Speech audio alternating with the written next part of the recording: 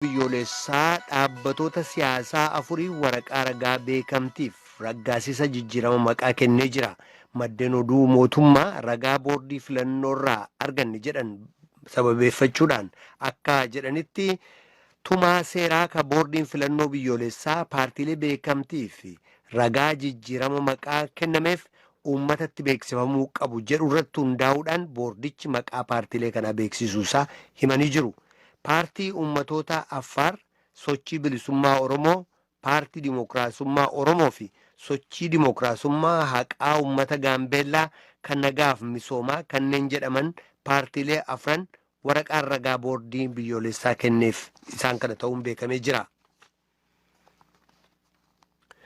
Milishoonni Sudaan lammiiwwan Sudaan kurna hedduutti lakkaa'aman dabalatee godaantota 138 utuu seeraa ala Liibiyaa seenuudhaaf yaalanii qabuu isaanii beeksisanii jiru. Gurmuun milishaa Sudaan kan Rapid Support Forces yookaan immoo RSF jedhamu kun godaantota sana keessaa lammiiwwan Chaadiif Itoophiyaa kanneen lafa uffee naannoo daangaa Liibiyaa Chaadiif Sudaan jirutti qabamanillee keessa jiru jechuudhaan dubbatee jira. Roobi dabre kana milishaan Sudaan kun bakka godaantonni itti hidhamanii jiran lafa uffee kaartuumirraa gara kaabaatti kiiloomeetira 100 irratti argamu lafa Guuz Abdullaatti gaazexeessota geessuudhaan itti agarsiisee jira. Kanneen dhalattoota Sudaan, Somaaliyaa fi Eertiraa ta'an godaantonni 66 Liibiyaarraa dhiifama dhaggeeffattoota keenya Liibiyaarraa hidhaarraa hiikamanii gallakkisamanii gara Ruwaandaatti geessamuu isaanii jaarmaan dhimma baqattootaa akka tokkummaa mootummootaa beeksisee jira. Jaarmayichi tokkummaa mootummootaa UNHCR xayyaara kireeffateen godaantota kaleessa Liibiyaadhaa gallakkisaman kana gara Ruwaandaatti geessuu isaati kan inni dubbate. Kunis waliigaltee ceesisa yeroo hatattamaa Ruwaandaa UNHCR fi gamtaa Afrikaa gidduutti jalqaba baatii kanarra mallatteessame irraa ka'uun ta'uun beekamee jira. Dubbiimaan jaarmayicha dhimmoota baqattootaa akka tokkummaa mootummootaa Baabaar Baalochi waaltaan baqattootaa Ruwaandaa baqattoota aga 500 qubachiisuu kan danda'u ta'uu dubbatanii gochaan baqattoota Liibiyaa keessaa baasu kun akka itti fufullee hubachiisanii jiru. But it doesn't mean that Rwanda will only have 500. We hope that as people come Kana jechuun Ruwaandaan baqattoota 500 qofa simachuu dandeessi jechuu miti. Akkuma namoonni gara sana dhufuun itti fufetti furmaata itti barbaaddee gara iddoo nageenya qabuutti iddoo wayyaawaatti geessiti abdii jedhudha kan nu qabnu. Guyyootaaf torbanneen dhufan keessa baqattoota Liibiyaa keessa jiran daran nageenya isaaniif bakka wayyaawaa ta'etti baasuun itti fufa jennee abdannaa jedhanii dubbatu Baalochiin. Muummichi ministeeraa Paakistaan waa'ee dhimma Kaashmir kan mootummaa Hindiin to'atamu keessaa akka hawaasni addunyaa seenee furmaata barbaadu waamicha dhiyeessanii jiru. Lafa sanatti yoo sochii isaatiin ugguruun kaasame waan mudatuuf deemu dhiiga wal dhangalaasuudhaa jedhu Imraan Khan. Agayyaa 5 irraa jalqabee uggurri sochii fi walquunnamtii Hindiin irra keesse jaladha kan isheen jirtu Kaashmir. Rakkoon kun kan inni uumame eega Hindiin heera ishee keeyyata 370 kan Jammuuf Kaashmirii fi mirga addaa kennu sanarraa mulqite booda yoo ta'u eega sanaas lafti irra jireessaan musliimotaan dhuunfatamee jiru sun danqaa keessa waan seeneef jecha waraana jala galee jira. Sababa kanaan immoo olloota gidduutti dhiiga wal dhangalaasuun uumamee jira jechuudhaan dubbatama. Sanbata darbe godina Booranaa aanaa Areerootti qaqqabee nutu raawwatee jedhan geggeessaan waraana bilisummaa Oromoo zoonii Kibbaa. Obbo Gollichaa Dhengee gatii humni raayyaa ittisa biyyaa naannoo Kibbaa jiru uummata naannoo hiraarsaa jiruuf tarkaanfii kana fudhanne jedhan. Galmoo Daawwittu Naayiroobii irraa gabaase. Gaggeessaa humna waraana bilisummaa Oromoo kan zoonii Kibbaa ta'uu ka'eeman Gollicha Dhengee sanbata darbe ajjechaa fi tarkaanfii miseensota humna naga kabachiistota mootummaa godina Booranaa aanaa Areerootti dhaqqabee nutti fudhate jechuun dubbatan. Akkuma beekamu tarkaanfiin kun waraannuun keenya waraana bilisummaa Oromoo zoonii Kibbaatiin fudhatamee konkolaataan sunini konkolaataa patrooliiti. Milishaa aanaa Areerootii fi kan mootummaan laatee konkolaataa patroolaa kan isaan waraana bilisummaa Oromoo ittiin sakatta'an kan isaan uummata nagaa ittiin goolanii fi uummata nagaa ittiin ukkaamsaa hidhaa ba'anii asii ga'anii akkasuma waraanni keenyanii tarkaanfii irratti fudhateetti meeshaalee gargaraa irraa hiikkateetti jira. sanaan kan wal qabatee tarkaanfii sanaan booda naannoo areerootti uummati nagaa hedduun hidhamaa jira. Keessattuu naannoo areeroo ta'ee aanaa areeroo jalatti naannoo ganda orooto keessatti akkasumas gubbaa areeroollee uummati baay'een yoo xiqqaate namoonni hidhaman gara nama 27 qabeenyi saamames jira. Sanbata darbe tarkaanfii aanaa areeroo ganda orootti dhaqqabeen namni 5 godina booranaa kan beeksisee ture yoo ta'u kanneen keessa milishootni fi miseensonni raayyaa ittisa biyyaa akkasumas dhalataan naannoo kan konkolaachisaa turee fi barataan kutaa 8 keessa jiru jedhee jira. Obbo Gollichi tarkaanfii garee keessaniitiin namni nagaan illee duuga baafameeraati waan kana maal jettu jechaan gaafatamanii. Akka nu odeessuuf qabnutti konkolaataa patrooliiti. Konkolaataa mootummaati. Taarga mootummaa qaba. Hidhattoota mootummaatti gubbaa jira. Meeshaa hooma waraana qabattee jirtu. Waan ammoo namni konkolaataa kana konkolaachisu qaama siviilii ta'e maani waan sanirraa waan beeknu hin qabnu. Nuti qabeennu raajii ittisa biyya irratti fudhanne. Raajii ittisa biyya suni meeshaa irraa fudhanne jirra. Hidhannoo irraa hiikanne jirra. Kan nu taane meeshaa konkolaataanis kan mootummaati. Humni gubbaa jirus hidhata mootummaati. Waan ammoo ijoollee barataatti akkas ta'e maani jedhan sun odeeffannoo hin qabu. Obbo Gollichi ammas walitti bu'iinsi gama kibbaa jiru ittuma jira jechuun himanii jiru. Himata isaa yeroo darbeen godinni Booranaa humni maqaa waraana bilisummaa Oromoon Kibbaa Oromiyaa keessa socho'u ambulaansii dhukkubsattoota hospitaalaan geessu dabalatee qabeenya uummataarraan balaa geessaa jiru jechuun himatee jira. Obbo Gollichis waa'ee himata kanaa gaafatamanii jiru. Kunin soba waan dhugaarra fagooti. Kunin ta'ee jedhaniitti maqaa balleessuudhaa fi piroopagaandaa nurratti hojjechuudhaa fi imejii keenya balleessuudhaa fi kunin piroopagaandaa mootummaan qindaa'u malee ambulaansii uummata waraana bilisummaa Oromoo maal godha? Uummati suniin uummata keenya uummata nu keessa dhalanne haadha keenya abbaa keenya obboleetti keenya soddaa keenya bari. Uummati isaaf wareegama jirra isaaf lola jirra. Uummata san balleessuu miti. Uummata sun bilisa baasuu fi mirga abbummaa biyyummaa isaa gonfachiisuuf Oromoof lola jirra malee uummata Oromoo akkamitti ajjeenna konkolaataa ambulaansii keessatti.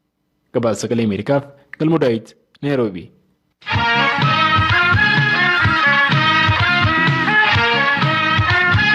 Kun raadiyoo Sagalee Ameerikaa sagantaa afaan Oromooti. Dhaggeeffattoota keenya kanatti aansuudhaan qophiilee ayyaana masqalaa ilaalchisuun qindeessinitti dabarra.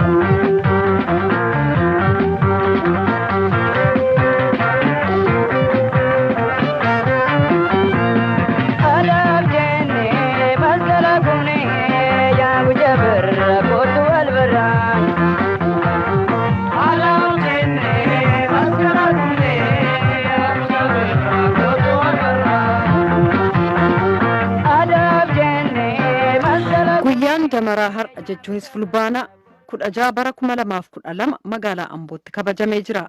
Ayyaanichi bifa amantiif aadaatiin yeroo kabajamu namoonni akka jaalalaan waliin jiraatanis ergaan darbee jira. Naakoor Malkaatu gabaase. Kabaja ayyaana damaraa magaalaa Ambootti bifa amantiitiin kabajame irratti kan argaman Malaaka Mankiraat Qomoos Abbaa Waldamaariyaam Makuriyaa bulchaa mana amantaa Ortodoksii Tawaahidoo Itoophiyaa kan magaalaa Amboo mana amantaa Madaanaalamii jedhamee waamamuuti. Waa'ee kabaja ayyaana fannoo akkasitti ibsu. Egaa fannoon akkaataa ittiin kabajuu ittiin ibsuu qabnu fannoon jaalaladha. Fannoon nageenyadha. Fannoon tokkummaadha. Fannoon walii galteedha. Gooftaan keenya Iyyasuus Kiristoos sababa Addaamii fi Hewaan cubbuu gara dhala namaatti fidaniin Iyyasuus Kiristoos samii samoota irraa bu'ee hojjaa gabaabaa qaama dhiphaa keessa ji'a 9 bultii 5 bulee haadha keenya Maariyaam irraa dhalate guyyaa jimaataa fannoo irratti fannifamee dhiiga isaa lolaasee lubbuu isaa dabarsee foon isaa kutee du'aa gara jireenyaatti si'oolii gara gannataatti harka diinaa gara harka isaatti nu deebiseera. Egaa akkaataa itti kiristaanonni fannoo kabajuu kan qaban jaalalaan, nageenyaan, tokkummaan, simimmiidhaan, walii galteedhaan malee addaan baateedhaan, wal qoqqooduudhaan, wal jibbuudhaan, wal ajjeesuudhaan, obboleessi obboleessa isaa jibbuu, ollaan ollaa jibbuu, biyya jibbuudhaan miti. Faarfattootni mana amantichaa haala kanaan faarfannaan miidhagsanii jiru.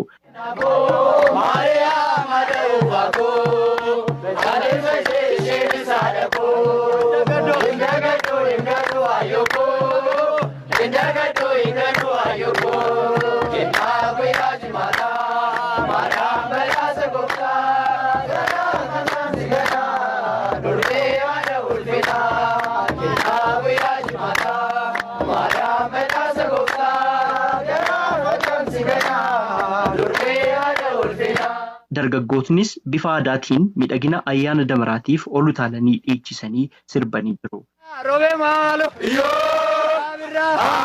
keelloo daraare. Dugalee roobe maalo. Yoo raabirra. Aaboo keelloo daraare. Akkuma yaadaleeko. Yoo raabirra. Aaboo keelloo daraare. Akkuma teessoo roobe maalo. Yoo raabirra. Aaboo keelloo daraare. Bokke mayya bokke. Bokke. Bokke.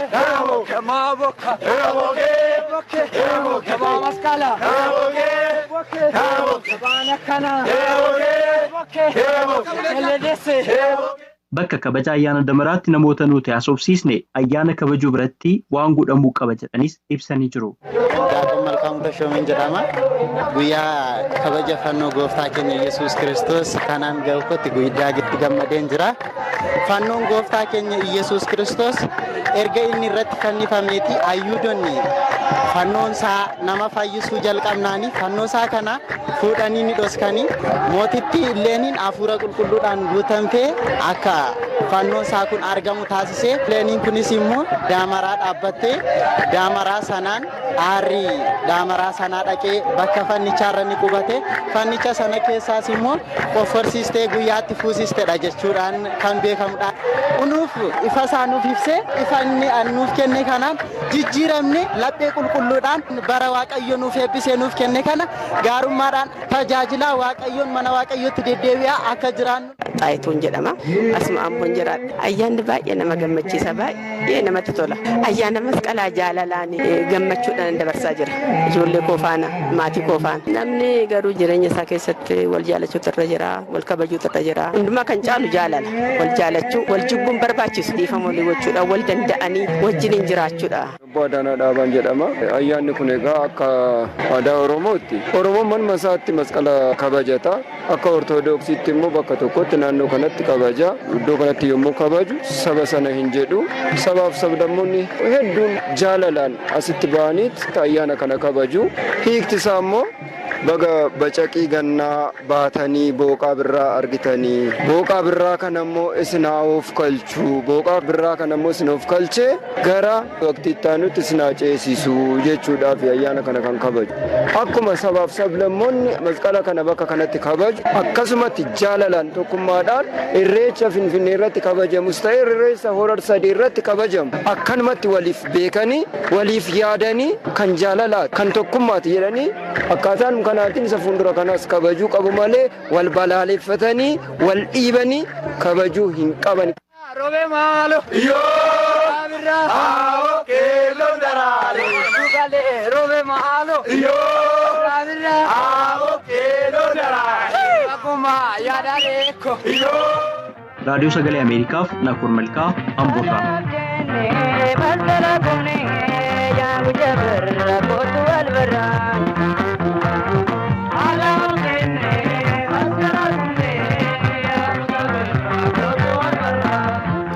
Ayyaanni masqalaa akka biyyaatti sirnoota garaagaraan kabajama. Hordoftoota amantaa kiristaanaa biratti sirna ho'aa ta'een seenaa amantiin wal qabatuun kabajama. Namoonni adda addaa ayyaana masqalaa kana akkamiin akka kabajan raadiyoo Sagalee Ameerikaaf ibsaniiru. Tsahaay Daamxoota Finfinnee irraa gabaase. Ayyaanni masqalaa hordoftoota amantaa Ortoodooksii Tawaahidoo biratti sirna ho'aadhaan kabajama. Har'a galgala sirna gubaarraa eegalee hanga boruutti sirnoota adda addaatiin kabajama. Obbo Abdiisaa Booranaa magaalaa Finfinnee jiraata. Garuu ayyaana masqalaatti yeroo hunda bakka dhaloota isaa deemuudhaan maatii isaa waliin ayyaaneffata. Nuti akka maatii keenyattis akka naannoo keenyattis erga birraan bahee akkuma aadaa Oromoottis naannawaa keenyatti bakka jirrurraa fageenyas haa ta'uu dhiyeenyas maatii keenya biraa ga'uu hin hafu jechaadha.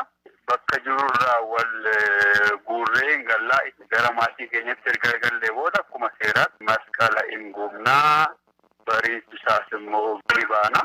Kabaja ayyaana kanaafis nyaataaf dhugaatiin adda addaa ni qophaa'u jedhe Abdiisaan. Namni akkuma qabutti qabeenya isaa ilaalee inni hoolaa qalatus inni jibicha qalatus jibicha ni qalata. Sana booda nyaanni bakkee gubaadhaan gara bariitu isaatti jechaadha. Nyaanni gara garaa ni hojjetama. Farsoon ni jiraata, daabboon ni jira, nyaanni foon irraa hojjetamu nyaanni gara garaa kan akka waaddii kan kun jechaadha. Inni kun ni hojjetama walitti qabannee bifa kanaati kan nuti ayyaana kana dabarsinu. Ayyaana masqalaatti wanti biraan hin darbamne jettu akka naannoo keessanitti maalidha?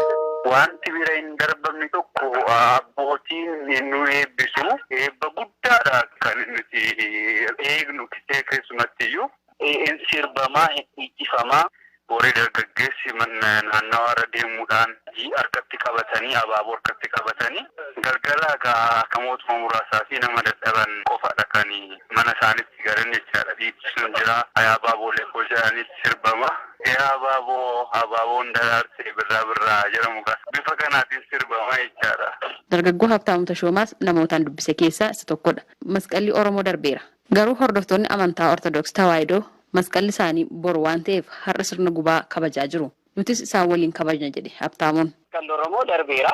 Warra amantaa kana hordofan immoo masqalli isaanii har'adha.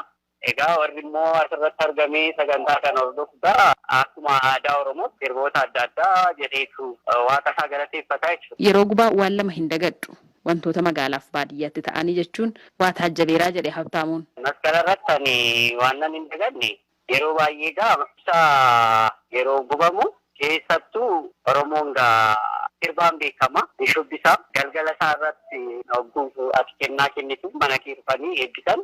Oromoo safuuf duudhaa qaba. Safuuf duudhaa sanarratti hundaa'e immoo ati dhabdeerree yoo kennuu fi baatte sin abaaru akka egeree kennituuf abdii godhachaa egeree siyaasa Oromoo jedhees eebbisee deema jechuudha. Isa isatu baay'ee keessatoo taa'ee jira. Magaala keessatti hogguu sirbamu amma wanti sun aadaa fi duudhaan sun badeetu qarshiirree inni tokko xiqqaa yoo kenne inni tokko guddaa yoo kenne walaloo adda addaati baafee jechuudha. Inni na kolfisiisa amma isa biyya jiru faana wal qabee hogguun ilaalu na kolfisiisa. Achitti maa inni duudhaa sanaaf aadaa sanaaf jedhanii sirbu malee waan addaa argachuuf jedhamee miti jechuudha. Maqaan koo Shiddishee Zarihuun jedhama.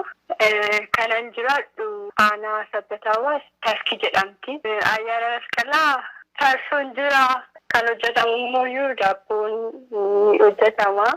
Aannan immoo tsoomii waan ta'eef goommanadha kan nyaatamu. Gaafa ifaan deebi'an ibsanii gaafa deebi'an goomana.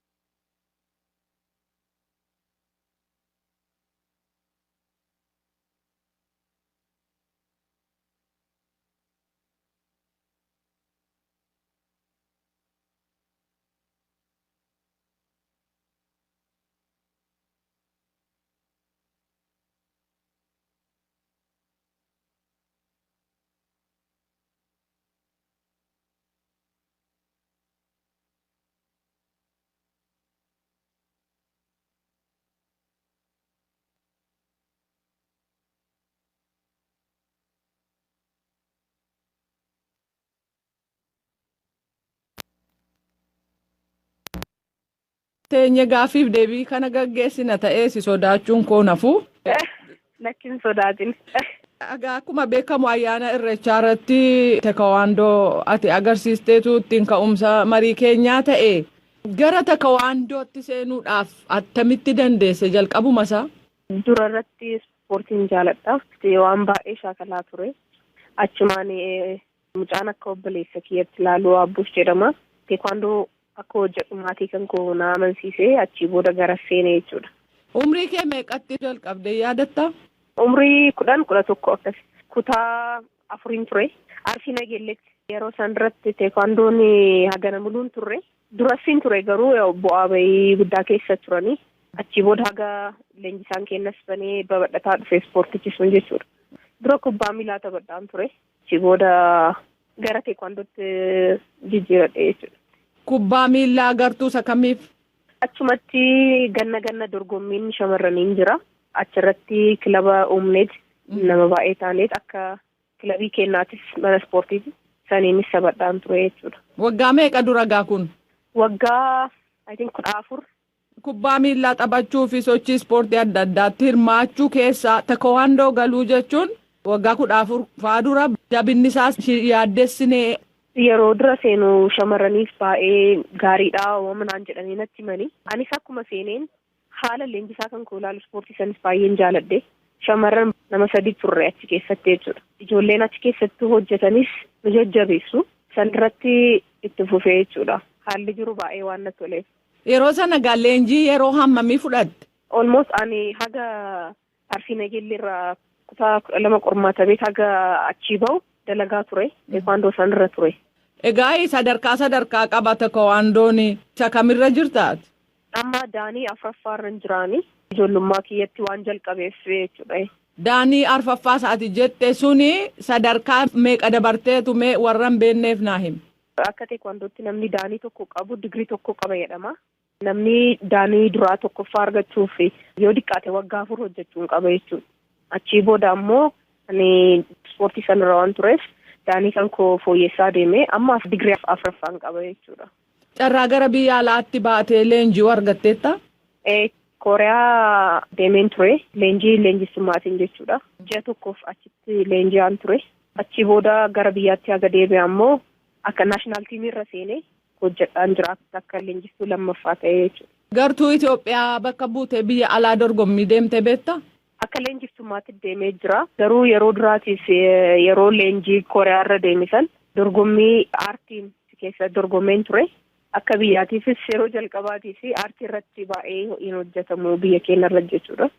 Achitti hirmaadheettan deebi'ee walladda jechuudha. Aartii yeroo jettu maal jechuu? Aartii yeroo hin jedhu paatarnii jedhamutu jira pumsee jedhanii afaan Kooriyaatiin jechuudha. Nu baay'inaan biyya kanatti kan hojjetamu ispaaringii jedhama yookiin faayitii kiyoorgii jenna. Baay'inaan anis Oromiyaadhaaf kan dorgomaa ture faayitiidhaan gara waggaa 5. Namni tokko si wajjiniin teekwaandoon warra rukutuu jechuu? Kiiloo kaataagoriin hin jira. Kiiloo kaataagoriin keessatti hin dorgomta. Inni Kooriyaa kibbaatni aartii jette immoo isa kam? Teekwaandoo irratti aartii sin qaba. Aartiin walladdaa ammoo faayitii qaba jechuudha. Faayitiin kun dorgommii olompikiti. So mootummaan baay'inaan kan itti hojjetaa jiru faayitii kanarratti Giyoorgii jedhama. Sanirratti waggaa baay'ee dorgomaan ture. Aartiin suni agarsiisuudha? Agarsiisuudha. Garuu innis ammarratti baay'inaan akka dorgommitti fudhatama. Akka dorgommitti dandeetta. Namni jabaa yoo ta'e malee suuraa kanayyuu namni baay'ee kaasuu hin danda'u sirriitti. Ija aariitiin gad deebiftuufi jechuu? Yeroo baay'ee suuraa akkanaa ka'uun jaaladha. Achirratti ammoo kan adda godhu namni baay'een suuraa kana baay'een jaalate. Yeroo baay'ee bakka adda addaa yoo dhaqu fiigichi adda addaa yoo jiraatu waan akkanaan godha. Fiigicha adda waan ta'eef jechuudha. Qophiin uummanni Oromoo bakka tokko jiraatutti hin hafuun naqa yeroo baay'ee. Miidhaa dubartoota biyya keenyaarra humnaan ga'u faccisuudhaa fi wanti akka teekwaandoo yookiin karaateen kun ammam gargaara jettee yaadda? Shamarran teennaaf baay'een gargaara. Ofitti amanuu develop godhan ijoolleen waan teekwaandoo kanarra hojjetan. Namnis qaama isaanii ilaaleet even yoo tuttuqeeyyuu yoo qaaseeyyuu hin sodaata. Teekwaandoo hojjetti nu miidhanii waama jedhanii amananii. Ijoollee shamarraniif ammoo osoo danda'anii dhaqanii hojjetanii baay'ee isaaniif gargaara. Teekwaandoo irratti self difeensiinis hin jira. Wanta baay'ee baratan achi keessatti of seenan. Teekwaandoo bartee ofii kee barsiisaa jirta. Ammatu karaarra deemtu namni dubbii kee yoo barbaade. Teekwaandoo gargaaramtee rukuttaa naamusa barbaada? Dhugaa dubbachuuf yeroo baay'ee akkas hin godhu. Ispoortiin kun ofii isaatii amala nama barsiisa. Baay'ee disipiliinii si godha. Even namni siyoositti haasa'e dhiiftee deemta malee nama dha'uuf hin deemtu. Garuu namni sun didee yoo si bira dhufe nama san deebisee dha'uu hin qabdu. Ofirraa dhogguu qabda malee jechuudha. Akka inni sin rukunneef ittisuu malee rukuttu? Jechuunaati waan baay'ee waan baratteef waan baratte kana namarratti appilaayi godhuun hin danda'amu akka seericha ispoortiifis jechuudha. Tole mee fakkeenya gara biraansii kenna ati wandaboo uffattee kophee koomeensaa dheeraa ta'ee kaa'attee karaarra deemta. Haalli itti ofirraa ittisuun dirqama sitti ta'eetti kophecha ofitti baaftamoo sitti meera wayyaa wandaboodha maal goota? Yeroo baay'ee namni teekwaandoo hojjetu luka kaasee nama dha'uu hin qabu. Sanirra dursiteeti wanta baay'ee godhuu dandeessa osoo lukan kaafne jechuudha. Namni baay'een bakka seensaatti baay'ee qaba uumamaan jechuudha. Sanirratti saniin of eeggachuu hin dandeetta nama sanis yoo dha'uun sirra jiraate hin dhoofta jechuudha. Kanaaf kophee baasuun wandaboo sassaabbachuun hin barbaachisuu jechuudha. Hin barbaachisuudha. Tole gara jireenya kee kan biraatti dabarraa yuunivarsiitii Finfinnee keessa barsiistaa jedha marsariitiin dhugumaa. Deebii gaaffii kanaaf kutaa lammataa kibxata fuullee keenyaatti deebinaa shamarree Mihirat Kadir ni galateeffanna.